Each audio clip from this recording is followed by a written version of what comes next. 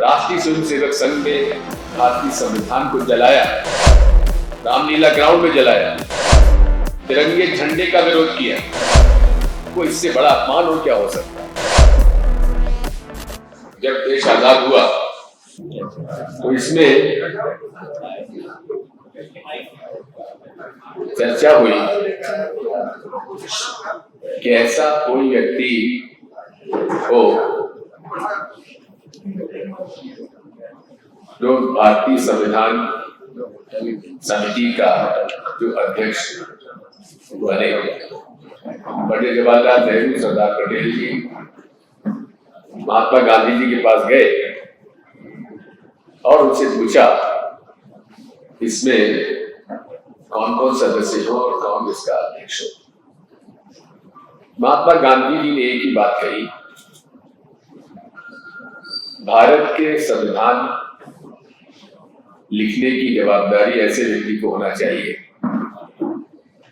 जिसने हजारों साल का उत्पीड़न सहा, उस परिवार में, उस वर्ग में, जिसने स्वयं वो व्यक्ति उत्पीड़न का शिकार हुआ, जो विद्वान हो, शिक्षित हो, वकील हो और संविधान, अन्य देशों के संविधान का जिसको समझ हो। एक नाम आया, वो था बाबा साहब अम्बेडकर का, और उनके साथ 7 अन्य लोगों को चयनित किया गया। उसमें अनेक लोग थे, लेकिन जो आज ये श्रेय दिया जा रहा है डॉक्टर बी.एन. राव को, ये उस समिति के सदस्य नहीं थे। एक वकील के नाते समिति को सहयोग करने के लिए उनका मनोनयन हुआ था। अब ये विद्वान लोग जो नीचे नाम इनके हैं, अब वो नाम पढ़ लीजिए आप कौन कौन है। इन विद्वान लोगों को मालूम कैसे पड़ गया कि 375 आर्टिकल में से 243 आर्टिकल बी.एन. राव साहब ने लिखे थे। ये कहां से मालूम पड़ गया उनको? ये कौन सा रिसर्च है उन लोगों का? एक बात साफ है, ये विचारधारा की लड़ाई है और आज की नहीं है, हजारों साल।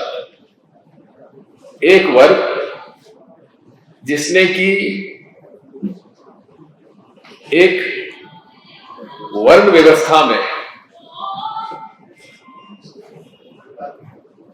जन्म से वर्ण व्यवस्था को स्वीकार किया, जबकि स्वयं श्री कृष्ण ने भगवद गीता में उसे उसके ज्ञान, उसके कर्म के आधार पर वर्ण व्यवस्था की व्यवस्था का स्वरूप दिया था। अब हजारों सालों से वर्ण व्यवस्था जन्म से होती रही, जिसकी वजह से एक वो वर्ग जो पूरे तरीके से, जिसको शिक्षा का अधिकार नहीं था, जिसको भूमि का अधिकार नहीं था, जिसको उससे बेगार कराई जाती थी, जिसका उत्पीड़न किया जाता था, उसको सम्मान मिला उस दिन जिस दिन भारत की आजादी हुई और आजादी के साथ उसको बराबरी का दर्जा मिला। उस भारतीय संविधान के जिस विचारधारा से उसका निर्मित किया, उसका विरोध शुरू से उन वर्गों ने किया जो उस विचारधारा के थे, जिन्होंने कि इन लोगों को विकास से, शिक्षा से, आगे बढ़ने से हमेशा दूर रखा। और इसीलिए राष्ट्रीय स्वयंसेवक संघ में भारतीय संविधान को जलाया, रामलीला ग्राउंड में जलाया, तिरंगे झंडे का विरोध किया। लेकिन आज ये विवाद कहां से आया कि भारतीय संविधान में बाबा साहब अम्बेडकर जी का कोई योगदान ही नहीं था। एक निर्विवाद अंतर्राष्ट्रीय क्षेत्र के एक व्यक्ति को इससे बड़ा अपमान हो क्या हो सकता है। मैं बधाई देता हूं हमारे प्रदेश कांग्रेस समिति अध्यक्ष जी को, प्रभारी मंत्री जी को, जिन्होंने ग्वालियर के उच्च न्यायालय में बाबा साहब अम्बेडकर की मूर्ति लगने के बिंदु पर कांग्रेस पार्टी को एकजुट होकर उस विरोध का अच्छे ढंग से जनता के बीच में जाकर हम लोग बताएं कि आखिर बाबा साहब अम्बेडकर की मूर्ति ग्वालियर उच्च न्यायालय में क्यों नहीं लग सकती, जबकि सुप्रीम कोर्ट में लग सकती है। क्या कारण है ऐसा? क्यों ऐसे विवादग्रस्त बनाया जा रहा है? क्यों एक वर्ण व्यवस्था की स्थिति बनती चली आ रही है? एक वो पार्टी जो आज डबल इंजन सरकार चला रही है, जो कि बाबा साहब अम्बेडकर के बारे में बड़ी बड़ी बातें करते हैं, लेकिन इतने दिनों से उनकी मौन, क्या कारण? उनका मौन क्या कारण है? एक बयान उनका नहीं आया है और मीडिया ने उनसे पूछा भी नहीं। आखिर 3 दिन का प्रशिक्षण हुआ था पचमढ़ी में, जब ये विषय पूरा ग्वालियर चंबल संभाग में मध्य प्रदेश में आंदोलित था, गर्म था, तब उस पर कोई क्या उनको प्रशिक्षण दिया गया हमने जानते। लेकिन एक बात जरूर है कि आज जिस प्रकार से भारतीय संविधान में केवल वो दलितों के लिए नहीं है, वो हर व्यक्ति के लिए है। हर व्यक्ति को समान अधिकार दिए गए हैं और समान अधिकार में अनेक आर्टिकल्स हैं। शिक्षा का अधिकार, अपने धर्म का पालन करने का अधिकार, अपने अभिव्यक्ति का अधिकार, ये सारे अधिकार हर व्यक्ति को है। केवल इसको, संविधान को आप केवल एक वर्ग से मत जोड़िए। भारतीय संविधान इस देश के हर नागरिक को उसके स्वतंत्रता का अधिकार दिया हुआ है और उस पर यदि जिस प्रकार का आज एक आक्षेप किया जा रहा है, एक हमला सा हो रहा है लगातार। एक तरफ मोदी जी संविधान को अपने सर पे लगाते हैं, माथे पे, शीश पे लगाते हैं, और वहीं संविधान में जितने भी आर्टिकल्स हैं उनका वो विरोध करते हैं, उनकी सरकार विरोध करती है। ये दो मुही उनका जो चरित्र है कोई नया नहीं है, उनकी कथनी और करनी में सदैव अंतर रहा है और आज ये बात धीरे धीरे सामने आती जा रही है,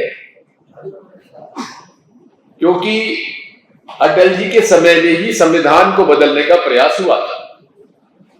एक कमीशन बैठाया गया था और उसके बाद आज भारतीय संविधान के रचयिता पर उस व्यक्ति को अपमानित किया जा रहा है, ये हम स्वीकार नहीं करेंगे। और हम इतना ही जानते हैं, इस देश में हर व्यक्ति को समान अधिकार है, हर व्यक्ति को हर प्रकार के अपना जीवन किस तरह से जीता उसका अधिकार है।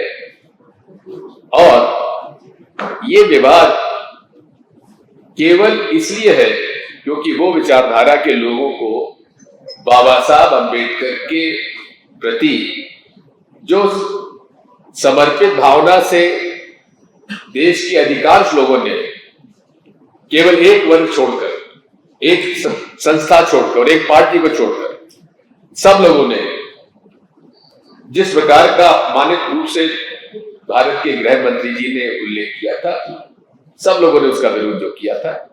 आज हम सब लोग एक हैं और एक होकर हमारा ये लक्ष्य होगा।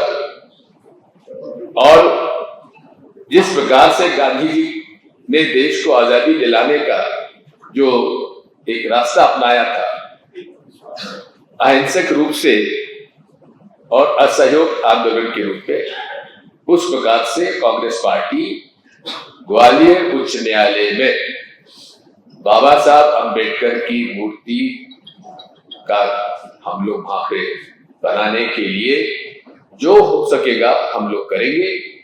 जनता के बीच में जाएंगे, जन जन में जाएंगे, जो वर्ग इसका विरोध कर रहे हैं उनको समझाने का प्रयास करेंगे और माननीय न्यायालय से विरोध करेंगे। जहां तक मेरी जानकारी है, एक 7 सदस्यीय हाईकोर्ट जजेस की समिति बनाई गई इस विषय पर निर्णय करने के लिए, जबकि निर्णय पूर्व चीफ जस्टिस साहब लिखित में दे चुके हैं आदेश, और जो समिति होती है, निर्माण समिति है, उसकी प्रोसीडिंग्स उन्होंने डाले, उसके बाद उन्होंने ओवररूल करके आदेश दिए हैं और रजिस्ट्रार हाईकोर्ट ने इसका आदेश की कॉपी कलेक्टर ग्वालियर को दी है। उसके बाद फिर इस विवाद को खड़ा करने का लक्ष्य केवल यह है कि वो सदियों पुरानी मानसिकता जिसने गरीबों को गरीब रखा, वंचितों को न्याय शिक्षा से अलग रखा, उस मानसिकता को कैसे वापस जनमानस के बीच में लाए, इस विचारधारा से हमारी लड़ाई थी, है और रहेगी। बहुत बहुत धन्यवाद। अब अपने सपनों की पढ़ाई कीजिए अपने ही शहर के पास। सागर शहर से मात्र 12 मिनट की दूरी पर स्थित है ज्ञानवीर विश्वविद्यालय, जहां आपको मिले सुविधाजनक बस सेवा, आधुनिक कैंपस इंफ्रास्ट्रक्चर, अनुभवी शिक्षकगण और एक उज्जवल करियर की गारंटी। यहाँ उपलब्ध हैं प्रमुख पाठ्यक्रम जैसे management, pharmacy, agriculture, engineering, law, fine arts, hotel management, संगीत और नृत्य, पत्रकारिता और जनसंचार, परफॉर्मिंग आर्ट्स, जनरल कोर्सेज, शारीरिक शिक्षा, योग, पीएचडी सभी विषयों में। नए सत्र के लिए प्रवेश प्रारंभ हो चुके हैं। अधिक जानकारी के लिए संपर्क करें 977 0 522 117 या 977 0 523 279।